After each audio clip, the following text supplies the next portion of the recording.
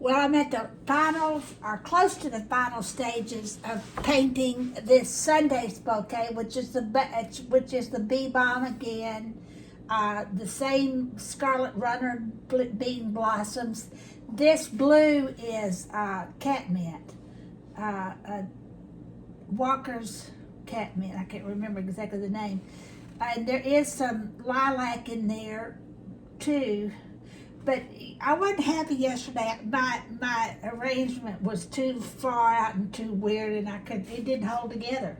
So you got to know when to hold them, know when to fold them, and so I'm starting over. I started over early this morning. I've been doing other things, but working on and off. So same color wheel. Look on YouTube at Jacki Kellum color wheel. Same color wheel, except that on this particular painting, I started down here with the oranges and the yellows. I did not start with oranges up here. Two different colors red, and that's a good example for you to see the difference. Okay, so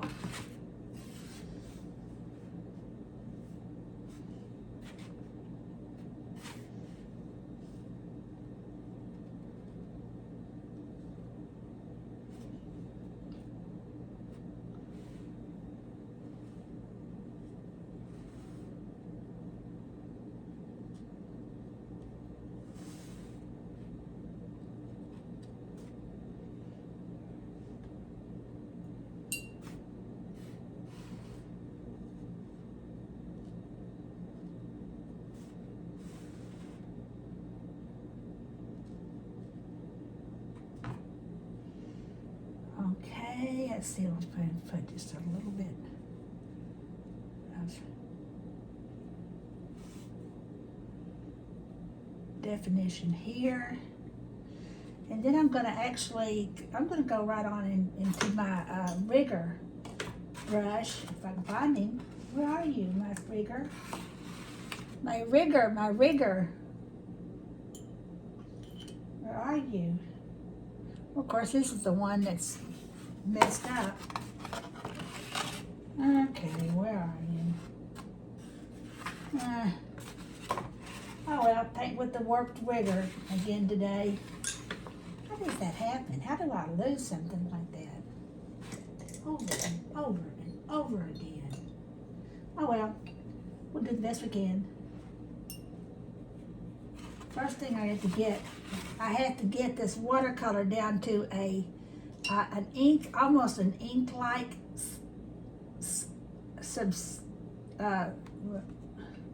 thickness. If it's too thick, it won't work, especially if it's dry. I mean, this paint's dry. So I'm putting water on there, and I'm stirring it around till I get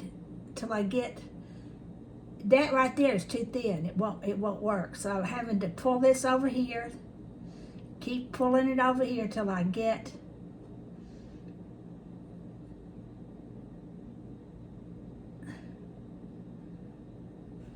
okay, here we go.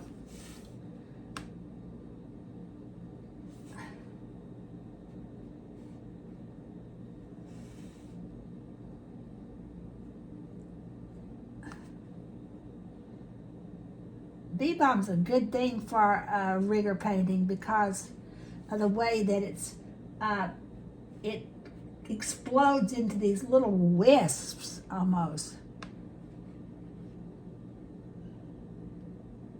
Well, they are wisps. Not almost, they really are wisps.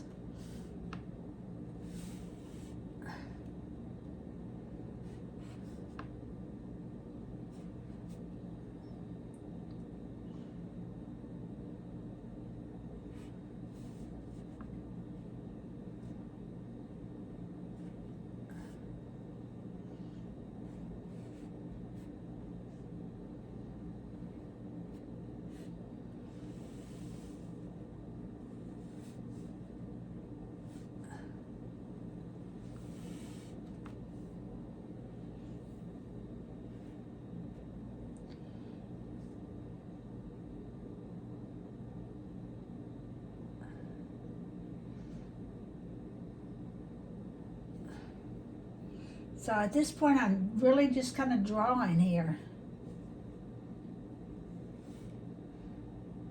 And I'm putting, although I did not put orange in the first, when I laid it, and this is violating every principle that I hold to be self-evident and truthful and honest and noble and whatever.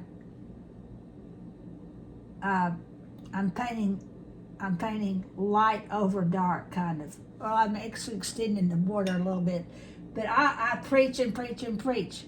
Start light, work to dark, and this time, because I had another agenda. Yesterday I got into trouble because I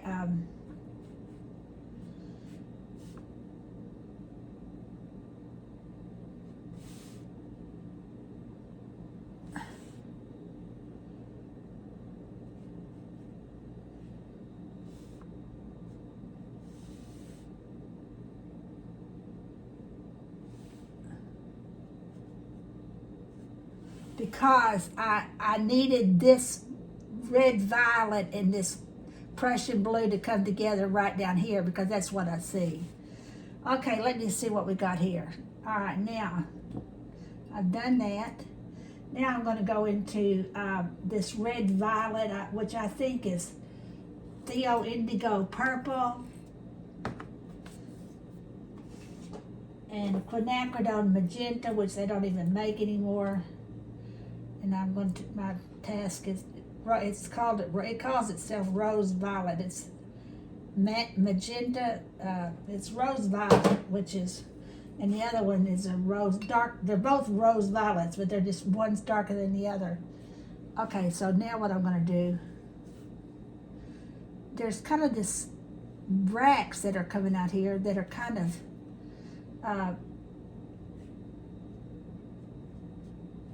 a super, they're kind of above, it's like it's the bract of the plant. That makes sense, doesn't it? It's the bract of the plant because it's the bract of the plant. If you don't believe me, I'll tell you. It's the bract of the plant.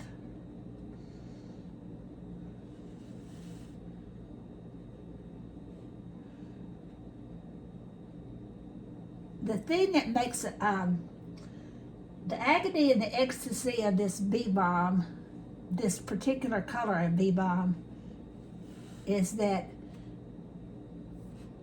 purple and green come together in just a delightful, almost magical way. And what the artist is invited to do, just to ignore that or to deal with it, which, you know, either deal with it or get a different Bee Balm. But it's my theory. But anyway, to each his own. Purple has red and blue in it. Green has blue and yellow. Purple and yellow make a brown. So when you get purple of any type of purple and green together, you are setting yourself up for a heartache. And so anyway, that's why I was not happy yesterday. I let myself get into trouble. Okay, now then, I got that much in there. Oh, let me do one more thing. Pull off a paper towel.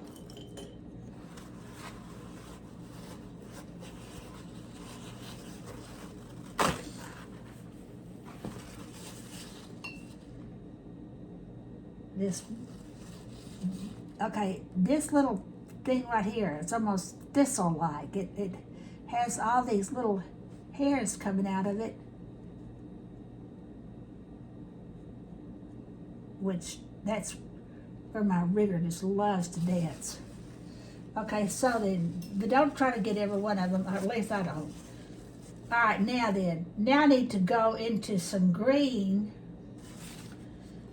Today I have 4 colors of water going on here.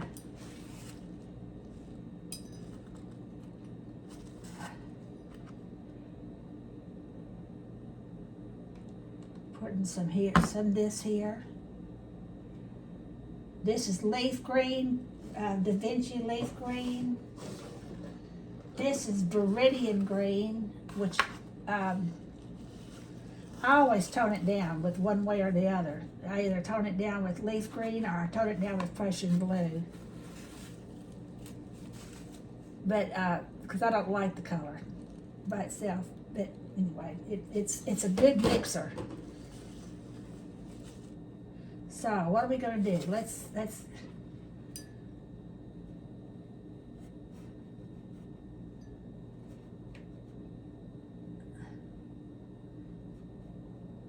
so now then what are we gonna do? We're gonna come down.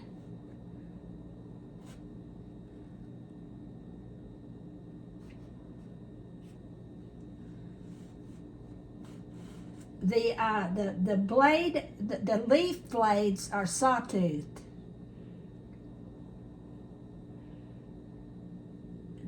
You see the rib coming down underneath it?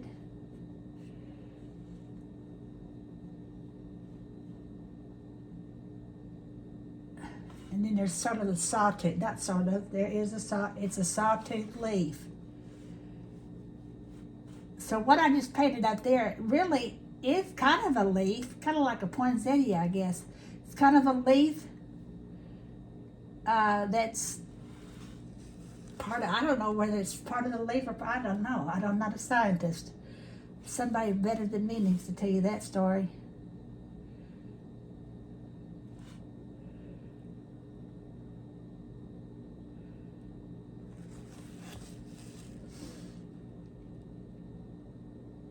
Okay, let's see what we got going on here. Let me pour some Prussian blue into this.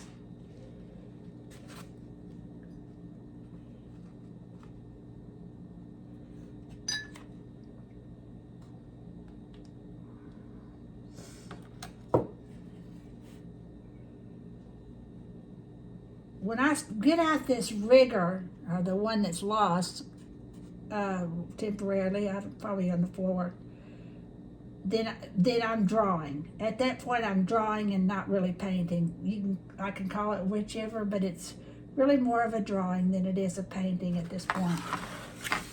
So,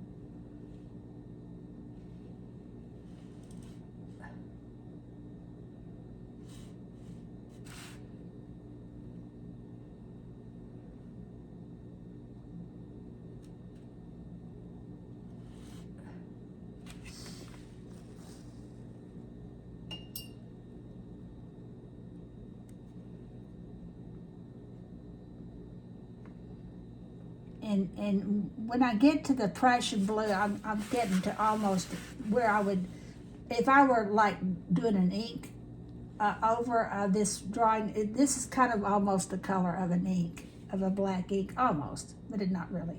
It's more, I use one color darker than this, which is indigo, which really is more of a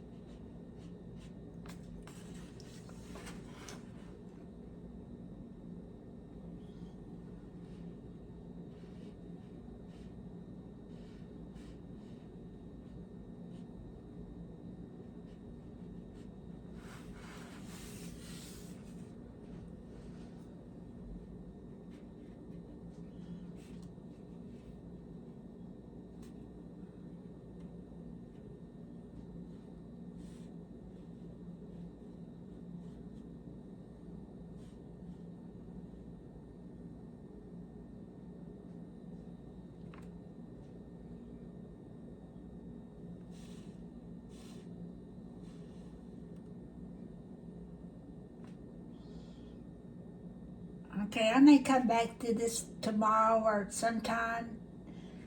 I'm not going to keep pushing it right now because guess what? When your heart says quit, quit, at least for today. And then come back and look at it later. But I think I'm finished with it. I tell you what, when I take a picture of it, I'll have a better idea of. Let me tell you a little secret. There are two ways to. Oh, I know what I'm going to do there. I have a few splotches. I'm going to take my toothbrush, and this little splotchy technique is a way that I kind of provide some unity and some cover too. But anyway, so I did that for sure. Okay, now I think I'm going to quit, and I'm going to take the camera off of this. It will make such a fuss when I take it off. It's on this thing's mounted on a stand that it does not like to give up. So let me take it off and let's look at it.